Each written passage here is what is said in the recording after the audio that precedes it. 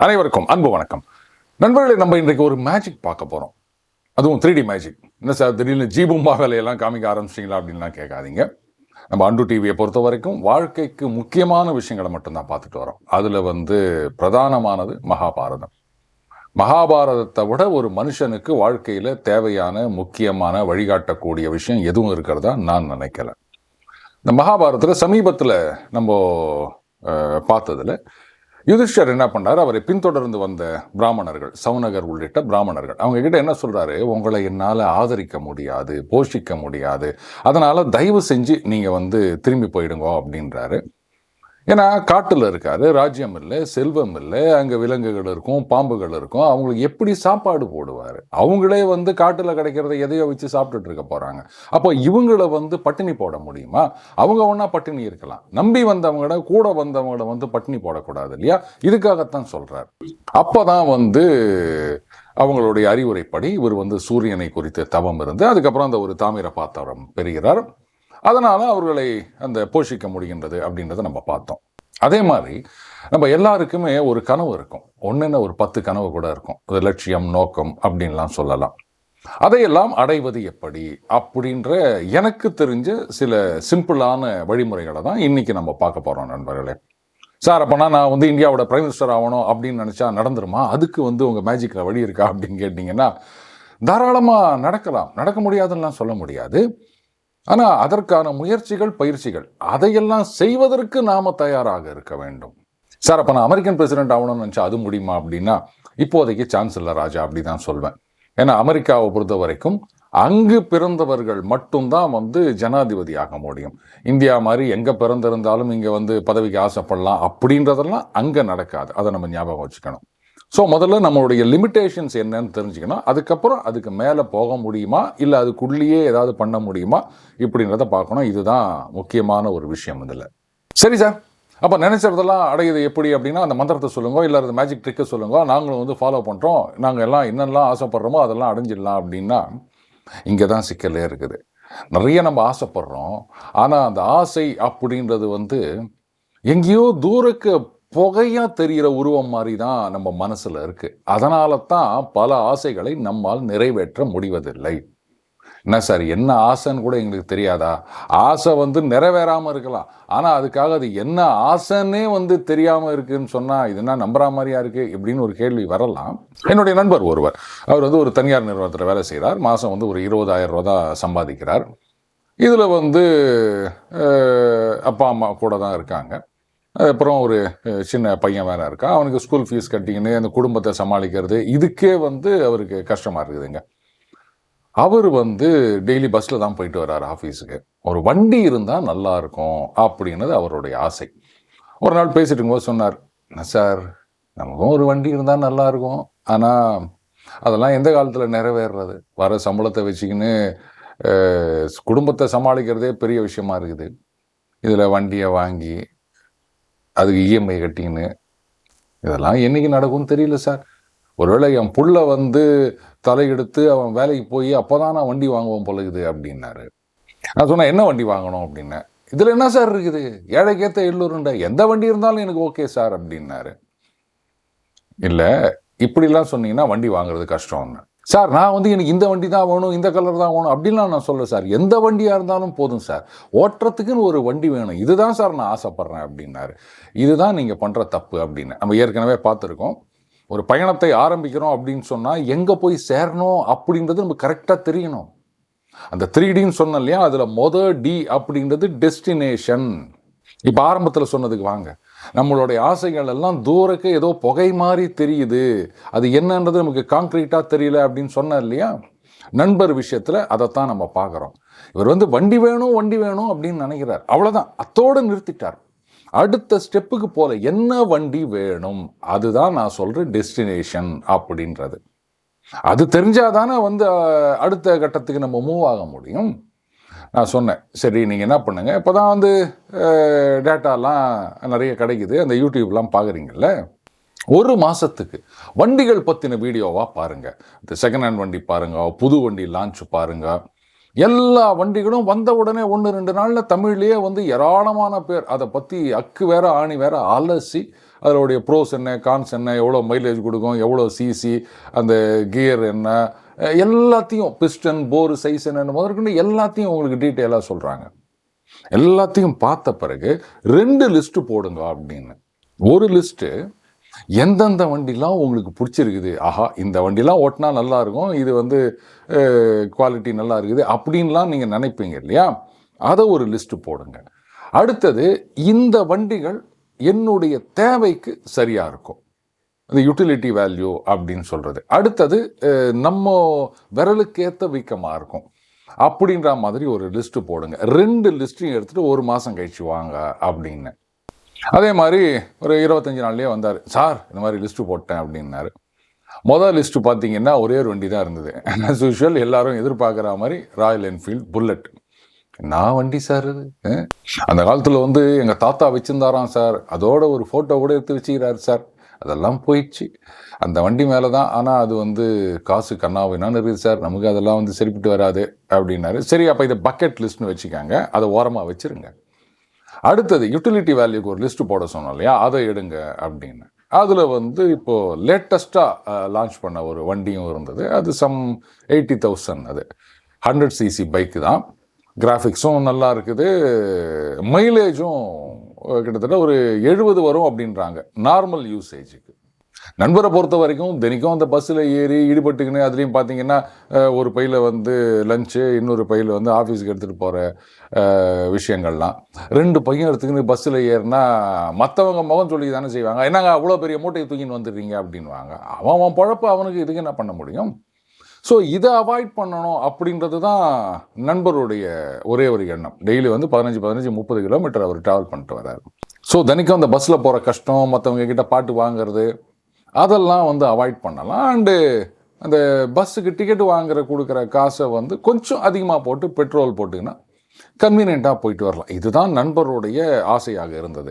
இப்போ நண்பருக்கு ஒரு டெஸ்டினேஷன் கிடச்சிடுச்சிங்க, நான் சொல்லிட்டேன் இந்த வண்டி தான் வாங்கணும் அப்படின்றீங்க இல்லையா, சரி ஓகே. இப்போ அடுத்தது நான் கேட்குறேன், உங்களுக்கு வந்து இந்த வண்டி தான் வேணுமா?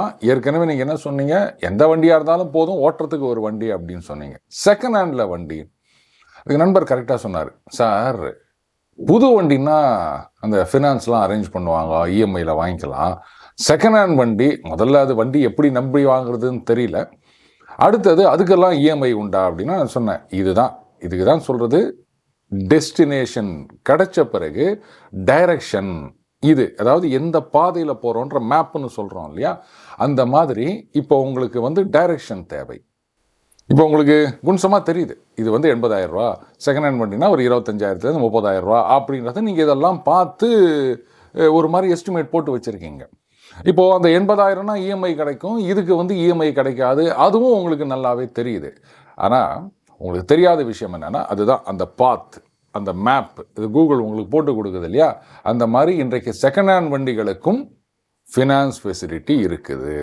உங்கள் சிபில் ஸ்கோர் நல்லா இருந்தது அப்படின்னு சொன்னால் ஃபினான்ஸ்லேயே செகண்ட் ஹேண்ட் வண்டியும் வாங்கிக்கலாம். பல இந்த மாதிரி செகண்ட் ஹேண்ட் விற்கிற இடங்களில் அவங்களே இதுக்கான அந்த பேங்க்கு அதுலேருந்து வரவங்களையும் வச்சுருக்காங்க, அங்கேயே நீங்கள் அதை அப்ளை பண்ணி அதை ஃபினான்ஸை வாங்கிக்கலாம்.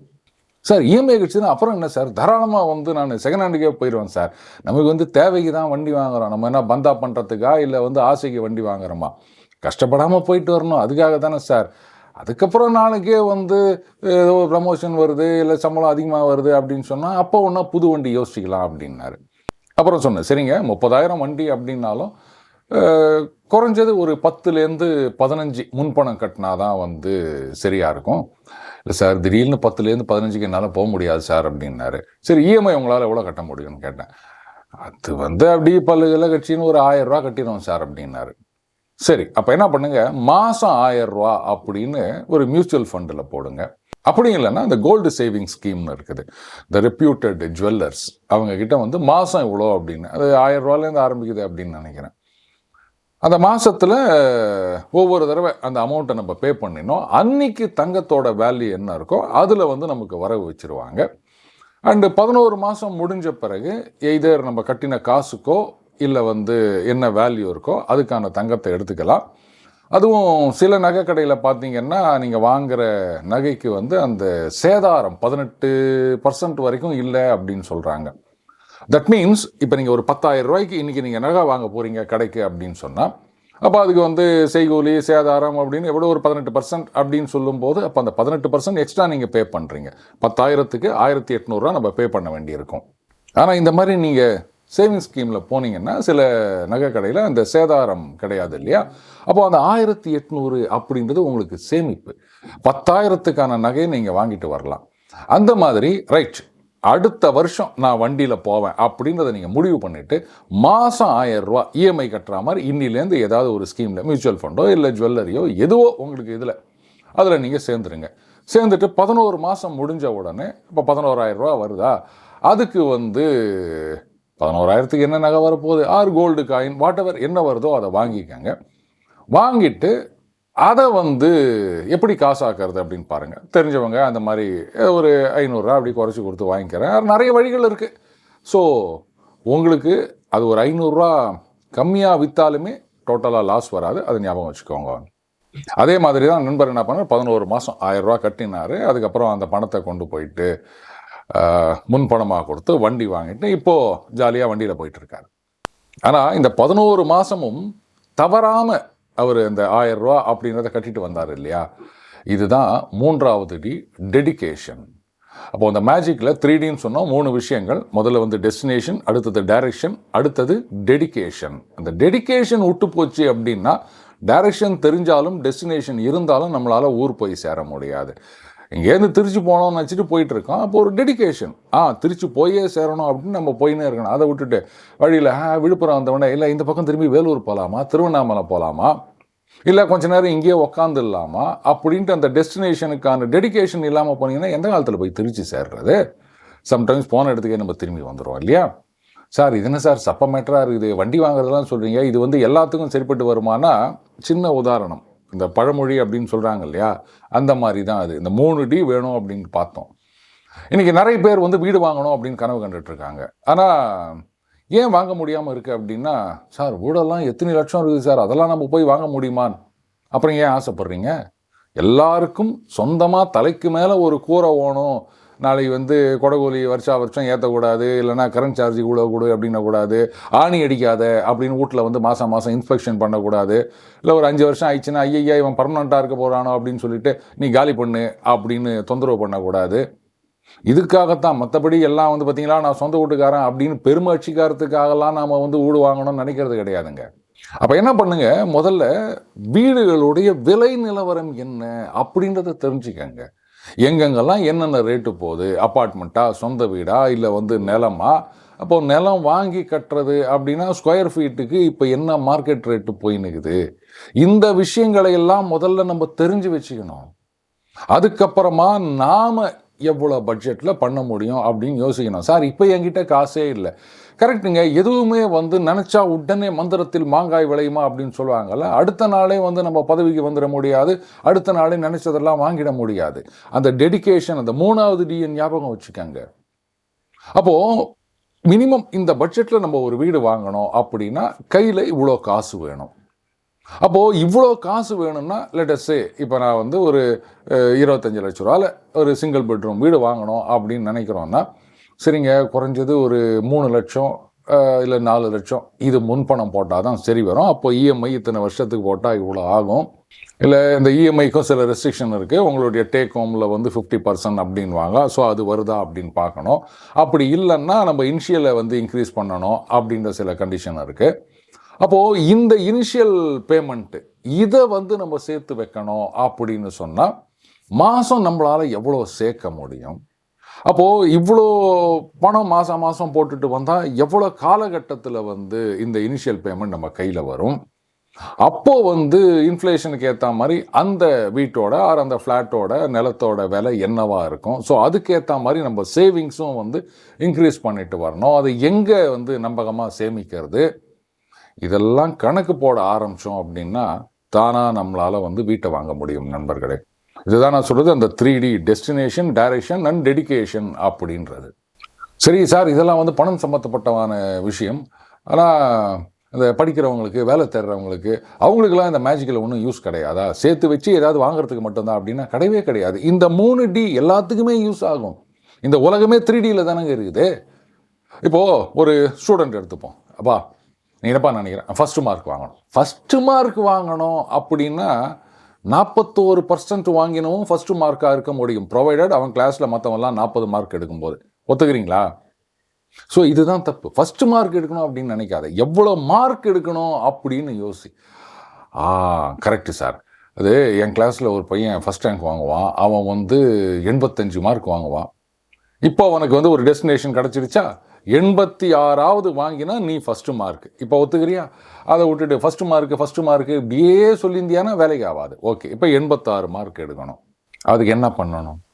படிக்கணும் சார். படிக்கணும்னு சும்மா சொல்லாத. எப்படி படிக்கணும்? எந்தெந்த பாடங்கள் இப்போ குவார்ட்டர்லி எக்ஸாம் வரப்போகுது அப்படின்னு சொன்னால் அதுக்கு எவ்வளோ போர்ஷன்ஸ் இருக்குது, ஒவ்வொன்றத்துலேயும் என்னென்னத்தெல்லாம் நம்ம படித்து வச்சுக்கணும், எதெல்லாம் நமக்கு கஷ்டமாக இருக்குது அதெல்லாம் திருப்பி ரிவைஸ் பண்ணணும். சுலபமாக புரிகின்ற பாடங்கள் அதை முதல்ல படித்து வச்சுட்டோன்னா அது ஒரு தெம்பை கொடுக்கும். இது எப்படின்னா அந்த இனிஷியல் ஓவர்ஸில் அந்த பவர் பிளேன்னு சொல்கிறாங்க இல்லையா, அதில் காட்டுன்னு காட்டி அதிக ரன் எடுத்து வச்சுட்டோம் அப்படின்னு சொன்னால் அதுக்கப்புறம் வருகின்ற ஓவர்களில் நம்ம பாட்டுக்கு ரிலாக்ஸ்டாக ஆடலாம். அந்த மாதிரி சுலபமான பாடங்களை நம்ம முதல்ல தரவாக படித்து வச்சுட்டோம்னு சொன்னால் கஷ்டமான பாடங்கள்னு வரும்போது பரவாயில்ல அதெல்லாம் இருக்குது அப்படின்னு கை கொடுக்குன்ற நம்பிக்கை இருக்கும். அதுக்காக இதை விட்டுறாதீங்க, அதையும் படிக்க ஆரம்பிக்கணும். தெரியலையா, 4 பேர்கிட்ட பக்கத்தில் இருக்க பசங்கக்கிட்ட சந்தேகம் கேட்கலாம், இல்லை வாத்தியார்கிட்டயே கேட்கலாம். இப்போ தான் எல்லோரும் டியூஷன் போய் நிற்கிறேன், டியூஷனில் சொல்லலாம், சார் இது எனக்கு கஷ்டமாக இருக்குது, எனக்கு புரியல, இது கொஞ்சம் மறுபடியும் சொல்லிக் கொடுங்க அப்படின்னு. இல்லை வீட்டில் அப்பா அம்மாவுக்கு சொல்லிக் கொடுக்க தெரிஞ்சால், இல்லை எனக்கு தெரியாது அதனால தான் நான் சொல்கிறேன், அவங்கக்கிட்ட கேட்கலாம். அப்போது அந்த கஷ்டமான விஷயங்களை தான் நம்ம மாஸ்டர் பண்ணணும்னு நினைக்கணும். எப்படின்னா அகெயின் கிரிக்கெட்டில், ஏன்னா இன்றைக்கி எல்லாருக்கும் கிரிக்கெட் தான் கிரேஸாக இருக்குது, அதனால தான் நான் கிரிக்கெட்டை வச்சு சொல்கிறேன். எஸ்பெஷலி பசங்களுக்கு, இவருக்கு அந்த லெக் ஸ்பின் ஆட வராதுப்பா அப்படின்னா, நம்ம டீமில் லெக் ஸ்பின்னர் எவனா இருக்கா அவனை விட்டு நெட்டில் பவுலிங் பண்ண சொல்லி நான் அதை ப்ராக்டிஸ் பண்ணி அதை அடித்து ஆடணும். கரெக்டா? ஒத்துக்கிறீங்கள? எது உங்களுடைய வீக்னஸோ அதை ஓவர் கம் பண்ணணும் அப்படின்னு தான் எந்த கிரிக்கெட்டரும் நினைப்பாங்க. அதுக்கு தான் ப்ராக்டிஸ் பண்ணுவாங்க. நான் எனக்கு விராட் கோலி, MS தோனி, ரோஹித் சர்மா இவங்கெல்லாம் ஹீரோன்னு அவங்கள மாதிரி ஆக போகிறேன் அப்படின்னு சொல்லிட்டு அவங்க செய்கிறத நாம் செய்யாமல் விட்டுட்டோன்னா தப்பு இல்லையா நண்பர்களே? அப்போ அவங்கள மாதிரியே எதெல்லாம் கஷ்டம் அப்படின்னு நினைக்கிறீங்களா, இது என்னடா பெரிய லெக் ஸ்பின்னு, நான் அதை அடித்து ஆடுறேன் பாரு அப்படின்ற மாதிரி, இது என்ன கால்குலஸ், அவ்வளோ பெரிய அப்பா டயரா, அதை நான் கிழிக்கிறேன் பாரு அப்படின்னு ஒரு சபதம் எடுக்கணும். அப்போ என்னாகும், அந்த கான்ஃபிடென்ஸை இன்னும் பூஸ்ட் பண்ணும்.